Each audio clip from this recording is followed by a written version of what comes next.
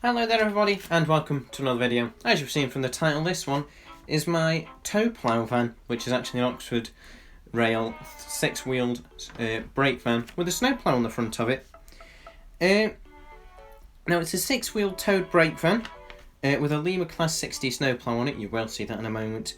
And it's been weathered. You can see on the top here the weathering's been done with Tamiya and Humbrol rust weathering powders, creating that patchwork rusting effect, which you'll see on the frames and the buffer beams of the model in a minute.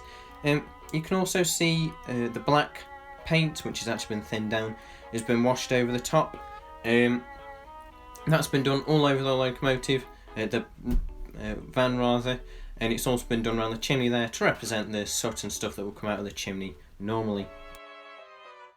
The 6-wheel brake van made its way from the Great Western Railway onto the Heapton Colliery in the 1930s, where it's primarily used as a brake van. However, bad weather in 1947 meant many Midland collieries were facing days without a rail system, which would obviously mean they wouldn't be able to take any coal away and onto the main line, and as such, many industries would be forced to close. To overcome this, the Heapton Colliery made its way, representatives from Heapton Colliery rather, made the way to nearby Stoke Sheds, where they liberated a snowplough from a laid-up Stanier 8F, with permission from the Stoke Shed foreman of course, and took the snowplough back to Heapton Colliery Wagon Works, where it was then discussed what sort of vehicle this snowplough vehicle should be fitted to. Because obviously the snowplough would change whatever vehicle it was attached to into the primary snowplough vehicle. This 6-wheel brake van was deemed to be the best, as it was heavy, so that it wouldn't be displaced by the snow on the rails, and by snowdrifts, but it was also light enough that it could be moved by the colliery's own 040s, and could still do its primary function of being a brake van without the snowplough hindering what it did. It survived until the colliery's closure for that reason, as a brake van and a snowplough, and even making its way back onto the main line sometimes when the BR snowplough couldn't make its way up the colliery branch line.